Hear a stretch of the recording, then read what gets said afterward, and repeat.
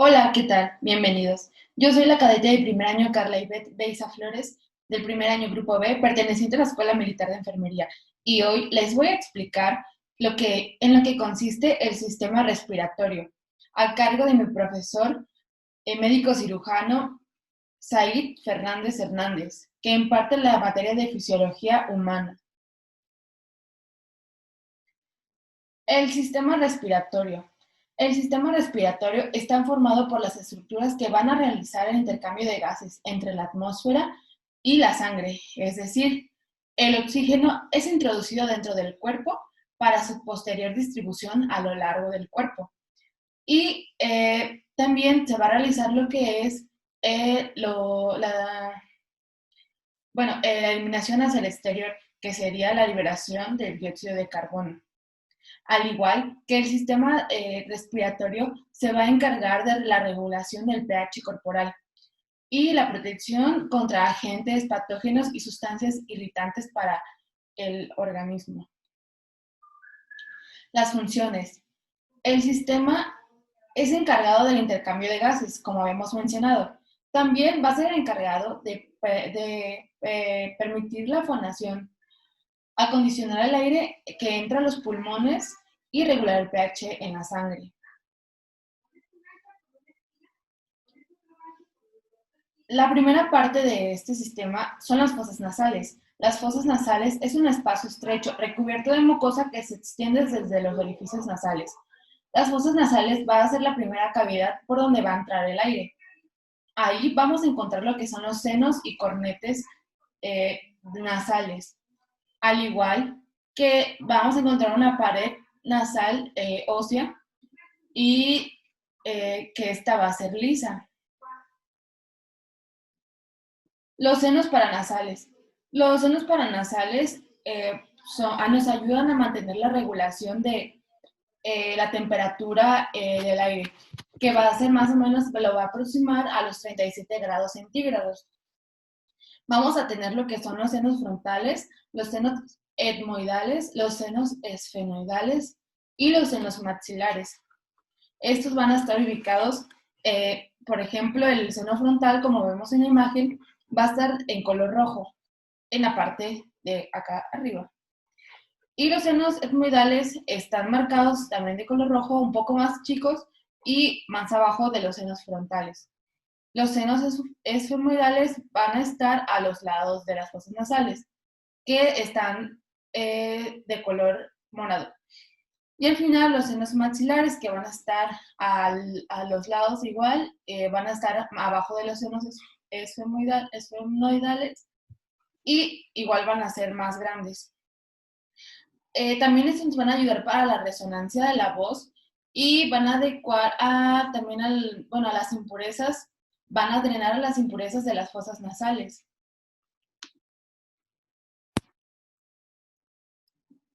También los cornetes nasales van a llevar a cabo una función muy importante, ya que van a ayudar mucho a la humidificación del aire que va a llegar a los pulmones, al igual que van a filtrar el aire que se va a respirar. Va a calentar el aire, como habíamos mencionado, y proporciona mayor parte de la mucosa nasal para que el aire fluya. Los cilios. Los cilios extraen el microbio y residuos de las vías respiratorias esparcidas por todos los cilios están en las células, los cilios están en las células caliciformes. Los cilios van a actuar como la primera barrera en lo que es en la nariz, en las fosas nasales. Y con ayuda del moco no van a dejar pasar lo que son los agentes patógenos como las bacterias. Van a extraer la mayor cantidad para que este aire pase lo más purificado posible. Al igual tenemos lo que es la faringe. La faringe es un tubo de cartilaginosa que se va a encargar también de muchas funciones, que es la deglución, la respiración, la fonación y la audición. La faringe continúa lo que es la boca. Esta va a ser, se va a constituir en el extremo superior común de los tubos respiratorios y va a desembocar en los orificios posteriores de las fosas nasales.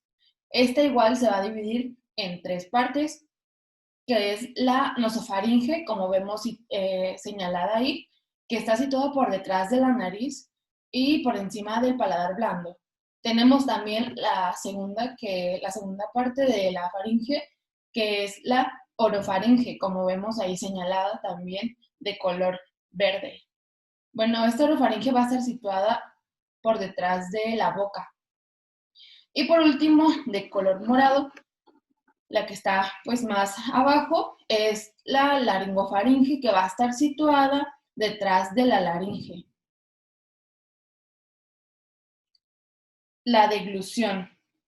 Bueno, la deglución es un proceso en el cual va a hacer que los alimentos ya van a estar masticados y la deglución se va a encargar de la ingestión del alimento, desde la boca hacia la faringe y después los va a dirigir hacia el esófago. Va a formar lo que es una masa llamada bolo alimenticio. Y no tampoco vamos a confundir esto con el proceso de fonación, aunque ambos procesos van a compartir varios grupos musculares. La laringe. La laringe es un órgano especializado que se va a encargar de la fonación. Constituye parte importante de la vía aérea y es también un mecanismo de protección para que evite el pasaje de los alimentos. Entonces, la laringe va a ser un órgano que se va a encargar de la fonación o de la emisión de los sonidos con la ayuda de las cuerdas vocales.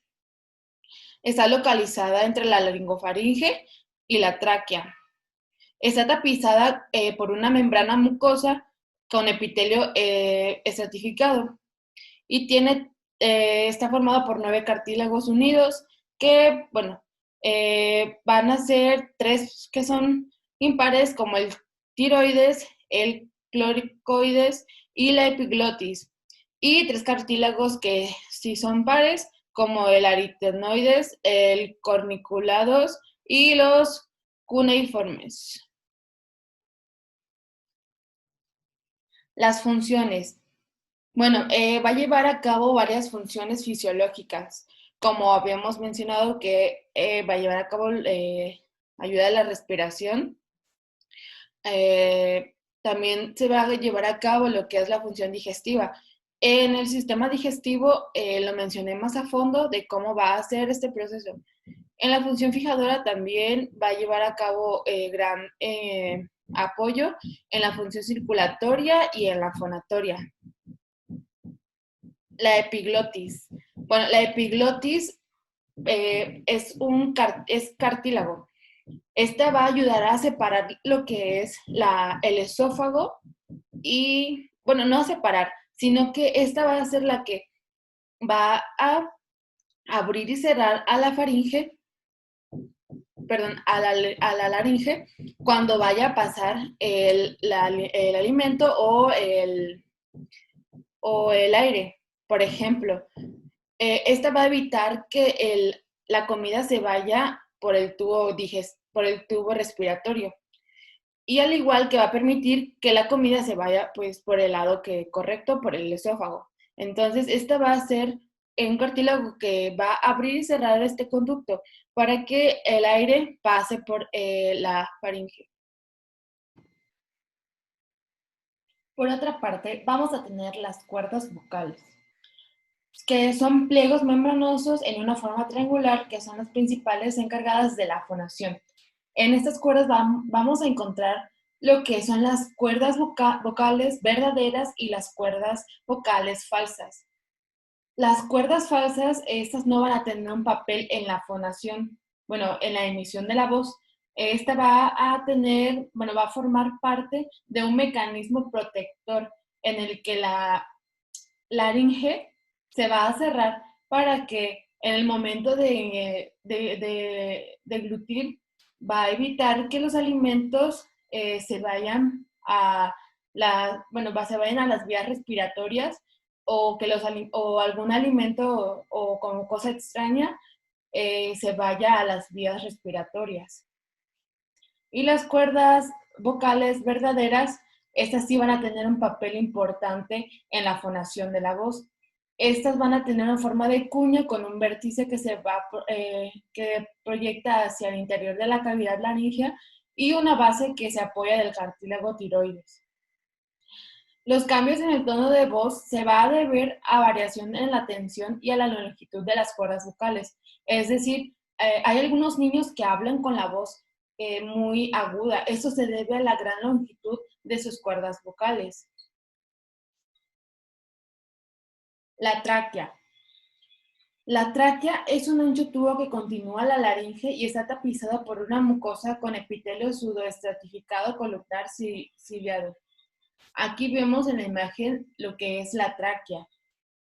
Va a ser un tubo que va a continuar a la laringe, como habíamos dicho, y va a tener una luz porque va a tener una cavidad de ese tubo y se va a mantener abierto por una serie de cartílagos y también esta va a tener un nivel al ángulo esternal y de la apófisis espinosa. Igual esta va a intervenir en el calentamiento y humidificación. En el calentamiento vamos a tener lo que es el 30% y en la humidificación vamos a tener lo que es el 100%. Como hemos dicho, va a intervenir en la fonación, al igual que en la respiración, y también dijimos que va a servir como, va a proteger de las vías respiratorias, como dijimos, va a evitar que los alimentos pasen por este conducto. Los bronquios. Los bronquios principales son unos tubos formados por anillos completos de cartílago hialino y un par de cada pulmón. A la vez, estos dentro de los pulmones se van a dividir, que son los bronquios se van a dividir continuamente. Los bronquios, principales, el principal derecho es más vertical y corto, al igual que ancho que el izquierdo, lo que explica que sea más probable que un objeto aspirado entre en el bronquio principal derecho. Una vez estos dentro de los pulmones, van a ser divididos continuamente, como habíamos dicho. De modo que cada rasma correspondiente va a ser definido en un pulmón. Cada bronquio principal se va a dividir en bronquios lobulares, que son 2 en el lado izquierdo y 3 en el lado derecho, y cada uno corresponde a un lóbulo del pulmón. Cada bronquio lobular se divide a su vez en bronquios segmentarios, que corresponden a los llamados segmentos pulmonares, cada uno de los cuales tiene sus propios bronquios, arterias y venas, al igual que vasos sanguíneos. Los bronquios segmentarios a su vez se van a dividir en bronquios más pequeños o bronquiolos, como se observa en esta imagen. Vamos a tener lo que es el pulmón, el derecho y el izquierdo, y adentro se van a ramificar, que van a dar lo que son van a ser los bronquios y se van a ramificar en partes más, se podría decir, pequeñas. Y entonces vamos a tener lo que son los bronquiolos, que a su vez se van a subdividir en los bronquiolos terminales. Estos van a tener una estructura de bronquios, pero es la parte última, se podría decir que van a tener lo que son los alvéolos, que en su pared se van a abrir directamente en la cavidad. Y bueno, tenemos lo que es la división. Aquí podemos observar la división de los bronquios, como vemos lo que es el bronquio derecho y el bronquio izquierdo, que van a entrar hacia los pulmones y dentro se van a ramificar, el bronquio va a estar el segundo bronquio, el segmentado, y al igual van a tener las ramificaciones bronquiales y ya hasta el final que se va a llegar a lo que se conoce como los alvéolos, en los que se va a llevar a cabo el intercambio gaseoso. Y tenemos a las pleuras. Estas son formadas de una membrana serosa que va a recubrir a los pulmones y a la caja torácica. En total vamos a tener dos pleuras, la pleura visceral y la pleura parietal. Como podemos ver en la imagen, la pleura visceral va a ser la encargada de cubrir a los pulmones. En cambio, la pleura parietal va a ser la que va a cubrir a la caja torácica. Pero también hay algo importante. Entre estas dos pleuras vamos a encontrar lo que se conoce como líquido pleural. Este líquido va a ayudar o va a fabricar un tipo de lubricación que va a ayudar a que estas se puedan mover sin tener roces, lo cual va a permitir que en la respiración, los pulmones se puedan mover con mayor facilidad. La respiración. Habíamos dicho que la respiración va a ser el proceso de intercambio de oxígeno y el dióxido de carbono, es decir, el O2 que va a entrar al cuerpo y el CO2 que va a salir, que se va a llevar a cabo entre la sangre y la atmósfera. También tenemos la ventilación pulmonar, que es la primera etapa del proceso de la respiración y consiste en el flujo del aire hacia adentro y hacia afuera de los pulmones. Encontramos lo que es la inhalación y la exhalación, al igual que encontramos el movimiento del diafragma. Este va a consistir en un flujo de aire hacia adentro y hacia afuera de los pulmones. Y es decir, hablamos también de lo que es durante la inhalación va a haber una contracción del diafragma y de los músculos inspiratorios, que va a dar lugar a un incremento de la capacidad pulmonar y también de la capacidad torácica. Por lo que podemos ver es como de cómo se van a llenar los pulmones y se van a hacer más grande, o sea, va a haber una capacidad torácica más grande que en la exhalación. Y en la exhalación vamos a tener que los músculos se van a relajar y se van a hacer más pequeños, de modo que el aire va a salir y cuando este aire sale, sufre lo que pasa que es la relajación del diafragma. Los alvéolos son espacios microscópicos del pulmón en donde se va a intercambiar el oxígeno por el dióxido de carbono. Entonces, esto se va a dar al final de los bronquios de cada pulmón, en donde vamos a tener millones de alvéolos. Los alvéolos son un lugar donde se realiza la hematosis o el intercambio de gaseoso entre la sangre y los pulmones. La hematosis es el intercambio de gases entre el pulmón y la sangre que es producida por la osmosis, que es a nivel de los sacos alveolares de cada pulmón. En este proceso, el CO2 pasa de los capilares arteriales hacia el exterior del saco alveolar, como podemos ver en la imagen, y desde el saco alveolar hacia los capilares produciendo oxigenación de la sangre. Entonces, aquí podemos ver este proceso de dióxido de carbono, CO2 y el oxígeno O2. ¿Cómo es que se lleva a cabo este intercambio gaseoso? El diafragma. Cuando una persona inhala, el diafragma se contrae y esta tiene una forma agrandada y tiene un espacio disponible en la cavidad torácica. El diafragma se va a localizar debajo de los pulmones. Es el principal músculo de la respiración. Es un músculo largo en forma de, como se ve ahí, de paracaídas. Y también, este músculo la mayoría del tiempo funciona de manera involuntaria.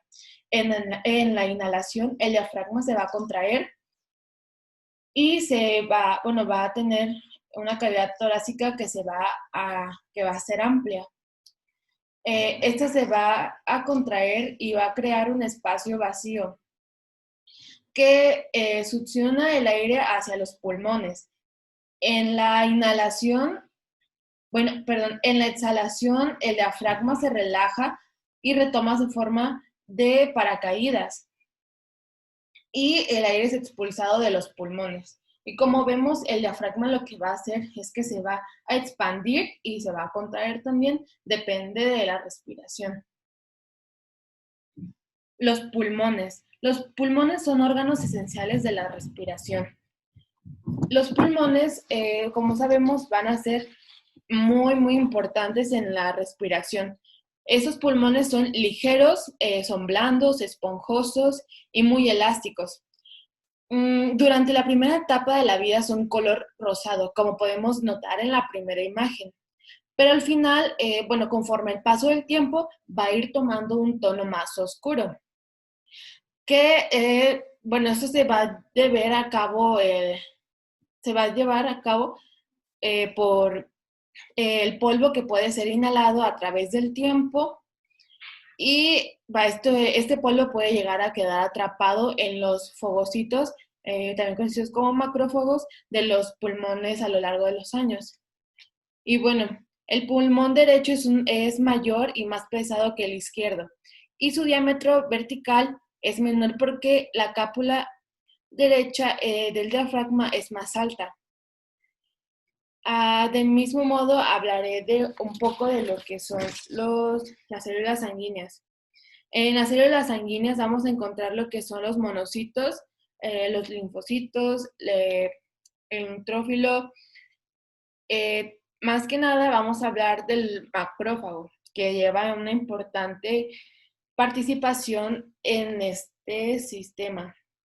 Bueno, los macrófagos alveolares van a ser un tipo de glóbulo blanco en el que va a ser situado en los alvéolos, en la parte superior, bueno, en su superficie más que nada, de los alvéolos, que van a construir un mecanismo de defensa pulmonar. Por ejemplo, cada uno de los pulmones están expuestos, bueno, ese sería un ejemplo.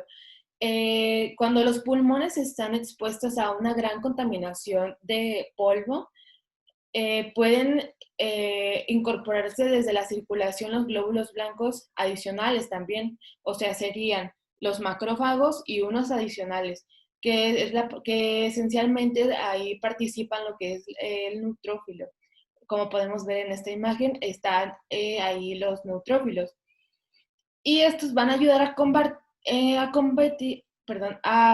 combatir lo que son los agentes patógenos, llevando a cabo la mayor eliminación de estos agentes patógenos. Es decir, que entre más polvo vaya a entrar a la vía respiratoria, se van a producir más cantidad de macrófagos, al igual que se va a llevar a cabo más producción de lo que es las células de neutrófilos. El trabajo respiratorio. En la respiración normal tranquila, las contracciones del músculo respiratorio solo ocurren durante la inspiración, mientras que la expiración es un proceso pasivo, ya que se debe a la relajación muscular. En consecuencia, los músculos respiratorios normalmente solo trabajan para causar la inspiración y no la expiración. Los dos factores que tienen la mayor influencia en la cantidad de trabajo necesario para respirar son la expansibilidad de los pulmones, la resistencia de las vías aéreas al flujo del aire. Y bueno, como los pulmones son muy elásticos, la mayor parte del trabajo de la respiración se utiliza para superar la resistencia de los pulmones a ser estirados o expandidos. Volúmenes pulmonares. Encontramos lo que es el volumen corriente, representado como la B y C. Encontramos también el volumen de reserva inspiratoria, que va a ser representado como la VRI. El volumen de reserva expiratoria, representados con la V, R y E. Y por último, el volumen residual, representados con la V y la R. Estos volúmenes pulmonares tienen muchísima importancia. Por ejemplo, hablaremos de cada uno de ellos. Y en esta tabla podemos observar cómo es de que se va a trabajar este tipo de volúmenes. Primero hablaremos del volumen corriente representado con V y C. Este volumen es el volumen del aire, perdón, inspirado o expirado con cada respiración normal. El doctor puede decirte, respire tranquilamente y ahí puede tomar tu volumen corriente. En un adulto aproximadamente son 500 mililitros.